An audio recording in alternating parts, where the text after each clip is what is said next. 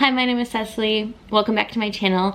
If you're new around here, I am 37.5 weeks pregnant with our fourth baby. And today I want to talk to you about tools to use to help bring comfort and relief during your labor. Whether you plan to get an epidural or any sort of pain relief, or whether you want to go as naturally as possible, as long as possible, or you're having a home birth or hospital birth, a huge part of laboring is the mood and the energy, as well as your support and measures that so that as contractions start to have more pressure, and for some people maybe more painful, or you're just getting tired in between, maybe they're moving closer together, you want to have a few things on hand that help you through the pressure and power that your body and your cervix is working through in order to get that baby here and into your arms. And so the one thing to have on hand is some sort of, or a few different massage devices. This really will help your partner, or if you have a doula, they might already have these things on hand, give you some counter pressure during those contractions. And so of course for me, I know I've always enjoyed my husband pressing in on my hips during those contractions that are getting more into active labor, but this time around I really wanted him to be able to pinpoint and press on some of those pressure points, and then also this just kind of helps save his hands. Not that he's ever complained, because I'm the one in the middle of birthing, but that he can have a little bit of relief in his hands. And this is just a really nice massage ball tool. Now you can also use tennis balls, put a tennis ball in a sock or stocking, massage balls. This is just a roller. It's like $8. I will link it below, and I've actually really enjoyed this, even just for lower back pain that I have been having the last week with this baby. I know that's pretty common for a lot of women to have labor back pains and laboring pains, but I typically don't get that. And this time around, she was breech. She just flipped, thank goodness. So I don't know if that has something to do with it, but I'm definitely having some lower back pain, more than I've experienced before. So this massage ball has been very helpful. We also have a massage gun, but for a hospital and in a bag, I just want this to be in my laboring bag. Easy, light, quick, along with sort of massage devices. Getting a TENS unit. If you've never used one, it is a machine that hooks up to electrodes, and there's this little, it's like a phone almost, device that will help you put in the settings that you want as you connect the electrodes to your back. The first time I ever experienced a TENS unit, it was after a chiropractic adjustment, and then I just got them every time after, and it's wonderful little electrodes that just kind of gently, very gently activate and stimulate little muscles. And so again, just that sort of pain distraction, when you feel pain or pleasure coming in to another area of the body, your body can't fully focus on the pressure of that contraction, because signals going to the brain are giving it multiple inputs of information. So having something like this and something like a TENS unit, I would say if your goal is to have natural labor, or to labor as naturally as possible, as long as possible, the $50 that the TENS unit costs, because you will use it after and before and during pregnancy, is well worth it. Had I known that that was how much they cost, I would have ordered one way sooner, instead of waiting every time I had a chiropractic adjustment to get to enjoy that. Pain distraction measures that you guys may have seen is to have a comb with you in your laboring bag. This is another good distraction technique of having a contraction, having a comb in your hand, and squeezing during that contraction to feel this gentle sensation, to distract the body that there is another input of sensation coming from somewhere. And so all of our focus again is not on the contraction. And so comb, so simple, have it in your hand, have your partner have it ready to grab to you. The TENS unit, little massage ball. And one more, as far as it goes for the body sensations that I am going to try with this baby, is a scalp massager. Now, some of these things you may find you don't want to use or have your partner use to help bring relief at certain stages in your labor process. So further on in active labor, maybe the less you want to be touched, maybe the less you want to be bothered, but maybe in early labor, as you're just kind of working through those lighter contractions and breathing through them, the sort of gentle touches, being like this on the scalp where it can just, that actually feels wonderful, feels so good.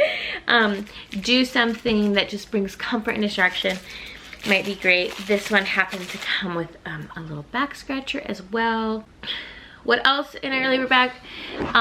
Laboring is exhausting and it's long. You may want a fan. Have this labor bag ready, just like you would a hospital bag or your newborn bag, unless you have a big enough hospital bag. Throw all this stuff in with your hospital bag or have a separate small laboring bag that can be used at home. Everything can be thrown into it right before you go to the hospital and brought with you as well. It goes without saying, but a water bottle. But I'm telling you, it's just nice to have dedicated things set aside that this is specifically for this purpose, because labor could come on strong, it could come on slow and you're not sure. It's exciting, it can be nerve-wracking. You have a lot of different emotions happening throughout labor. So again, just even some basics. I'm gonna go over water and snacks. This is one that will not be used and is not used. It stays with my bag for labor and occasion so that I'm not digging through dishes or cabinets. Like, I have one dedicated and ready to go. So have a water bottle, and then along with that, snacks, because labor can be a long process. You do want to be having some fuel, some energy. You're not going to want to sit and eat a big meal. Most of the time we can't do that at the end of our pregnancy anyway. But a few things on hand that could also be brought to the hospital if your hospital will allow that. I've always brought my own things, are really helpful. So a few things I like to bring are going to be quick carb sources, and these are Meat Stick beef jerky. I really love this brand because it does include like 100% grass-fed beef and organs, and they're really small and thin, which for labor is great.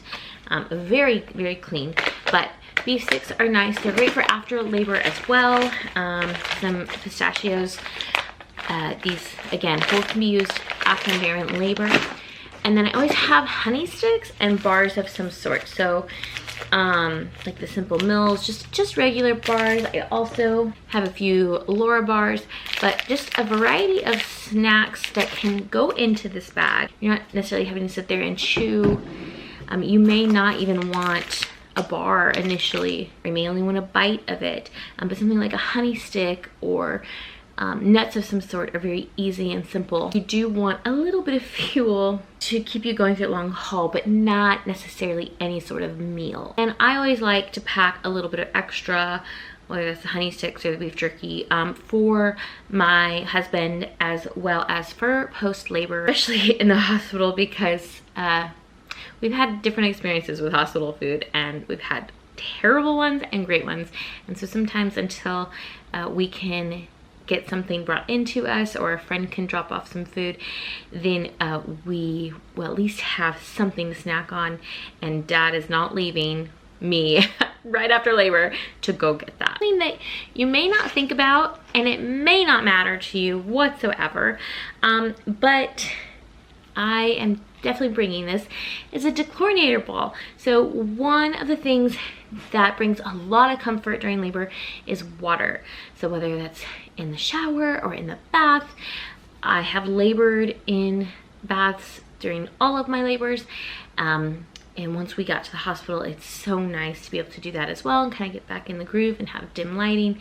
And so this may not be an essential for you. A dechlorinator ball is just something you kind of swish around in the water once you've filled up your bath.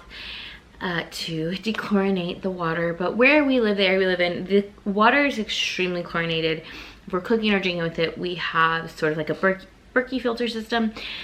But in our regular baths, using a dechlorinator is very helpful. And how far you are into active labor, you might be like, I don't even care, but I'm going to have it with me just in case the water is as strong as it was last time. And for me, and being pregnant and obviously in the midst of labor, the smell was so strong that it is a little distracting while I'm trying to like use hydrotherapy to bring relief during labor. And then a few less items that I will have in my laboring bag is just kind of mood setting items. So one thing I know women love to have are those beautiful copper fairy string lights. That's a really good idea. Just you're able to have a really dim room, a dark room with just a little bit of lighting to be able to stay focused and in the zone, especially if and once you're at a hospital. Then you can drape those around the sink in the bathroom or around your bed, or have your partner or doula be in charge of that, because it can be hard to leave your home and then get to the hospital and kind of get back into your body feeling in a safe place, since it's foreign, you know, your body is reacting that this is foreign, this is not home, and takes time to kind of get back into that birthing rhythm. And also you have people coming in and out, and so if you kind of set that mood, your nurses and stuff will be respectful of like, oh, it's quiet, she has quiet music going and lights, we're just gonna come in, do what we need to do and leave. For me, I will bring this. It gives off more of a red light. It's a natural salt lamp. So this will just be in our bedroom, and then it can be unplugged and moved with us to the hospital and put, whether it's in the bathroom if I really want it quiet in there if I'm in the tub, or next to the bed. It will be bright enough that I can turn off the lights and still have some lighting for staff and for my husband and I, but be very dim and very calming and peaceful. So along with lighting, you may want music, a music playlist of some sorts, some affirmations of some sorts. I know with my first labor, affirmation cards, I made them and gave them to my husband so that he could read them to me when I was in the water, so that I could be hearing them, but I'm not gonna actually read any myself. Now there are so many on YouTube and playlists that you can buy that have amazing birthing affirmations or meditations. For me, once I hit a certain point in active labor, I don't want to hear any of that. I just need to go inward and focus. So that's me. But for you, you might want to have them on hand, because you never know until you're in the midst of labor, especially if this is your first one, what you want and what brings comfort and what you need. Which is why I have a variety of things. And along with all this, knowing where and how to labor. So some things you might want to have on hand in your bedroom next to your ready to go bags, but wouldn't necessarily bring to the hospital, would be things like your birthing ball. You're not going to probably bring your birthing ball to the hospital. You might if you're in a birthing center or a midwife center. I've been to that before as well. But they've always had those on hand, so I don't bring mine. Same with a peanut ball. They have that at the hospital. I don't need to bring it. You may want a rebozo or a birthing band of some sort. I do not have a rebozo. However, for me, what works quite the same is my bubble wrap. This is really long and really good. I use it once baby is born. So for me, this is really long, really great, acts a lot like a rebozo. But if you have one, great, have that available ready for your doula or partner to be using with you during labor. If you have never used one of these or don't know how to use one, then just go on YouTube and type in different ways to use them, because there's so many videos out there.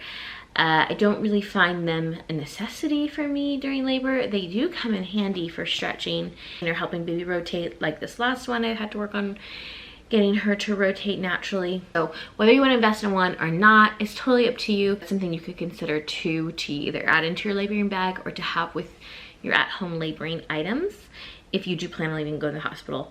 They may even have one at the hospital for you. To me, this is a little different than what's in my hospital bag. If you want to see what's in my hospital bag or newborn baby bag or what you need to bring your newborn home, go ahead and click on some of the links below. I'll have them linked there so that you feel fully prepared to bring home this wonderful miracle baby. Are we ever really fully prepared? No. But we can do as much as we can and let the rest go, right? A few things I didn't mention that you might already have in your hospital bag are things like hair ties, hair clips. I do also like having some sort of minerals to add to my water, whether that's like a very high quality like Celtic or Baja Gold salt, or Redmond salt makes a electrolyte mix that we really enjoy adding in. I will have those along with a water bottle and snacks at the hospital just because minerals are so important, and the last thing you want to try and replenish those minerals is to grab like a Powerade or some sort of a drink that has like food dyes and food colorings and other additives that could really just puff you up, and just it is just not actually fueling to the body. Good high quality ingredients to fuel you while you're giving birth. That's a big deal. So those are a few things I didn't show, but I do have those on hand and I can link them below as well. All right, comment down below if there are any laboring tools or must-haves for you that have helped you in your labor, or if you're a midwife or doula that you find to be helpful for your patients in the midst of labor.